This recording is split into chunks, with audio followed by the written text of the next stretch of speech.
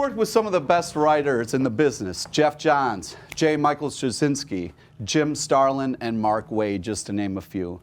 Now he's taken a bold step into the creator-owned comics with AXCEND. Now I've seen a little sneak peek of it, and it is amazing. As a writer and as an artist, and he's also working with his wife, Michelle Delecki, on inks. Please welcome our mentoring guest artists, the real deal, Shane Davis and Michelle Delecki. Welcome to the show. Thank you. All right. Hi, guys. Welcome. Thank you so much for joining us. This is the part here where we get to kind of talk to you guys, get to know you a little bit, and hopefully there's enough time we have some audience questions. Cool. So let's start with the origin a little bit. If you guys wouldn't mind telling me a little bit of like, what was your drive, like what kind of first got you into comics, or what made you think, I want to do this? Funny story. I'll be completely honest. I used to. I appreciate it. Appreciate the honesty there. I used to collect action figures as a kid, and Nice. So I had this thing where I would stand up my action figures and I would have to draw them. I was very like OCD about scratching, or I wouldn't play with my toys. So then I started drawing them. It was really weird. And then eventually I'm like, well, I can draw him this way and I can draw him this way, and then let me draw him 3/4. So it became this weird, like I started just naturally doing it, which is really horrible drawings because those figures are so misproportioned. Yeah, You yeah, know, exactly. it's like drawing yeah. He-Man figures. They kind of look like a weird, like, the Yeah, proportions are freaking horrible. So, Yeah, they had like short legs and like huge arms. and I was like, oh, I want to be in animation. And they're like, oh, well, if you want to be an animator, you got to draw the same thing over and over and over, and it moves an inch. And I'm like, you know, I just want to draw comics. And, and at a young age, I knew I wasn't going to be an animator. And I started reading a lot of the Archie Teenage Mutant Ninja Turtle comics and Spider-Man. And I've heard of those. Yeah, Spider-Man, you heard of that? Yeah. It's like, so those, that's kind of where I got into liking comics. How about you? How did you get started? Well, you know, little shout out, because there was a bunch of kids in my hometown. So like I was like around like maybe 12 or 13 years old, and I befriended a bunch of kids that liked X-Men. And I'm like, oh, that's pretty awesome. And then like they live like down the street from my house, and I come from like a really, really Polish small community, so none of the kids know anything about comics. They were all like into different stuff, but they weren't really into comics. So I was like just friends with a bunch of kids that really liked the Jim Lee stuff, the X-Men stuff. So yeah, I was like basically the only girl in my hometown that was into that type of stuff. Nice. So I thought that, like, you know, X-Men was cool, but actually comics through Shane, you know, we live together and we're married, so I kind of by proxy, I have no choice. I have to love comics. Yeah, you I have to. I have no choice, you know, so.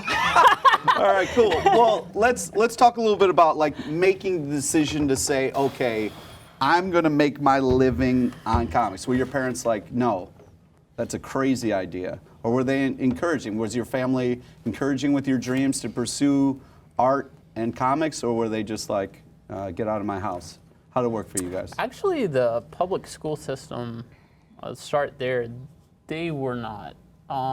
They actually were like, you can't do that for a living. That's not real art, and which is weird. You're talking like high school art, you know, like art 1 through 4. And I thought that was really strange in hindsight, especially now since I'm a taxpayer. You know, I'm like, the system failed me. You know, like, fuck the system. No, but anyways, my mom very much so, my dad very much so, but of course he was always concerned about the livelihood of it. Nobody really knew, like, you know, what to expect, really. I mean, because I came from a really rural area in North Carolina.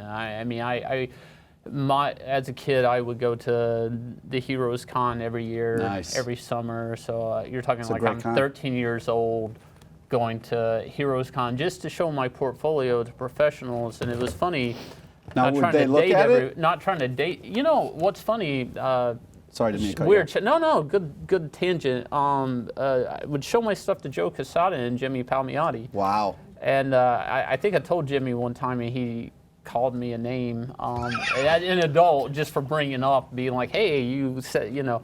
But it was funny. Like, they were always really cool. McFarlane. I would show my stuff to Todd McFarlane one year. I had to wait 2 hours in line and have a ticket. That's the thing. But you know, this was the spawn day, so everybody was lined up, and you know, he stopped the line, took time to tell me a secret I've never seen him tell anywhere else about just drawing a gesture line, and he would come up with cool Spider-Man poses by making an interesting shape and try to fold the figure up into that shape. Wow. And it was a design aspect. I probably just outed a big secret that he thought this dumb kid will never remember, and I just told everybody in the world. Well, how thanks Todd for sharing. Did cool Spider-Man. There you go.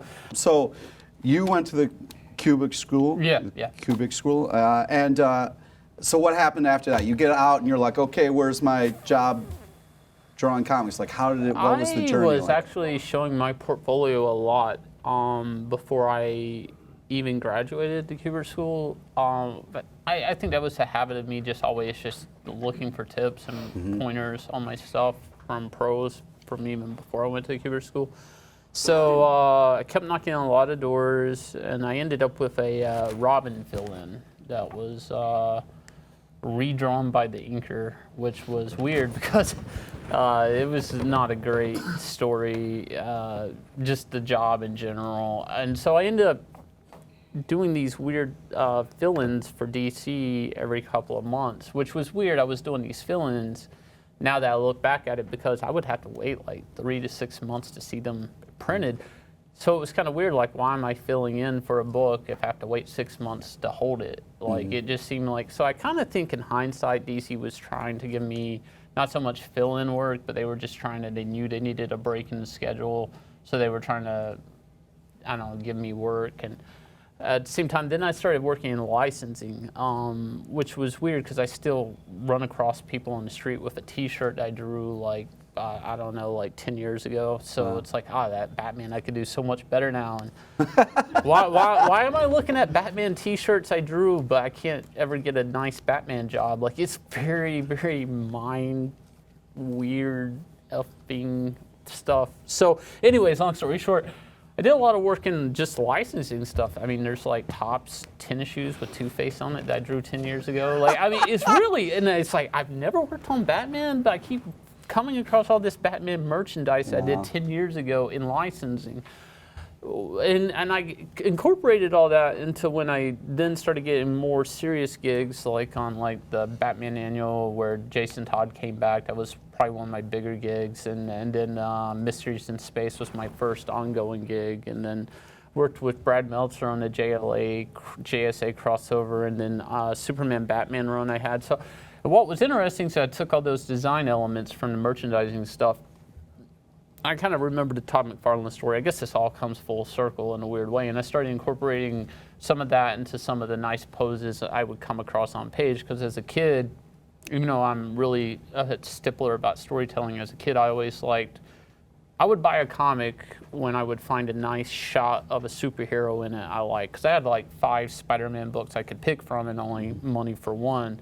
So when I could find a nice shot of Spider-Man, which probably again why I would buy the McFarlane stuff, you know, that's how I actually bought a lot of my comics as a kid. And somehow I incorporate that now into when I do a comic. I feel guilty if I don't give somebody a nice shot of the character that's in it. So I try to incorporate that a lot. That's cool. Well, let's talk about your guys' project that you're working on. I said it before, I saw a little sneak peek of it. It looks amazing. Tell us a little bit about what it's like working together on something that is your own, and what you're trying to do with it, what you're trying to say with it, and what it's really about. It's called AXCEND. Right. Well, how do you feel about working together? Yeah, there you go. I knew that was coming. Yeah.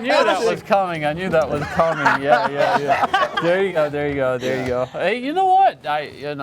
Probably. We have 2 cats, so it's like, you know, Life it's like, insurance policy, man. yeah. No, you know. Would you say it's a strain on you guys working together, or is it No, I mean, no? Well, that's, no, I mean, that's great. we take time. I mean, I take gym time out of the studio, and I'm sure she just like does that Tom Cruise I thing rock where out to Racer X. yeah, so like, yeah, White Snake, your Iron Maiden. yeah. If someone doesn't know what AXCEND is, can you kind of describe AXCEND it? is a creator-owned. I'm writing and I'm drawing it. I had done some writing before in the past on some Legends of the Dark Knight stuff at DC. And she's doing amazing inking. And she's Thank doing you. amazing inks on the book. So I would that's, say the inking is probably the best part. yeah, the inks. Sorry, I don't mean to cut you off. You know Please get what's in. weird is at Image Expo, creators like, oh, you know what's really good about this is your teeth. And I'm like, what do you mean, my teeth? And she's like, no, here, your teeth. And he's like, your teeth didn't look like this good on other projects. I'm like, oh. Fuck it, my wife is fixing my teeth. It's like, what is she doing? And now I'm awesome because my wife fixed my teeth. You Well, know, that's like. No, but pretty good. anyways, long story short, AXCEND is about where fantasy ends and reality begins. It's about a kid who, his twin brother, he's a surviving twin, his twin brother had died. He's very immersed into digital gaming and online gaming, and he gets pulled in by omnibus like AI to beta test this game. These 3 players are pulled in, and when they come out, the game follows them back into the real world. Oh, wow. And it's really about like consequences and actions and, you know, disillusionment in gaming. When does a game end and when does reality begin? And one of the players doesn't know to quit playing, and that becomes a real problem in the world when all you have to do is execute a global leader and you get XP and you level up. So that becomes like a really big melting pot on a global scale. And I'll be tackling some issues with globalization and teen violence, teen bullying, substance abuse. I mean, it'll have like real world subjects in it. It's not really all like, it's a mature book, but it's more of a mature subject matter than it is like like nudity or sex or anything like that, or even swearing. But it's really got a lot of depth to it. Yeah, I was really impressed. Like with the few pages that I saw, it's tackling huge issues, but also has really light, funny moments that you can relate to the character, and it's. When I'm writing, I like to mix humor and violence. I know that sounds really weird, but like that's my life. The juxtaposition though, like, isn't composing anything, right? Like composure, period. You have to have low beats and high beats, and that goes the same with like panels and storytelling. You have to downplay some moments to make other moments seem like fireworks. And the same thing happens with writing. You have to kind of have lows and highs. And with violence, usually if you mix humor and violence, I mean, the Warner Brothers violence, you know, the Tom and Jerry stuff is still like some of the more violent stuff you'll ever see. It's funny, but like, you know, it's there's you can get some really great moments when you do that. But there's a lot of, you know, kind of depressing, sad moments in the book too. It's not really a humor book, but I like to throw in jokes every now and then. Cool. Awesome, guys. Well, thank you so much for taking the time to talk with us. Yeah, definitely. Really Thanks for having appreciate it. us. Yeah, and thanks for coming on Dare to Draw. We really Oh, appreciate no, it. Give it up for them, guys. Yeah.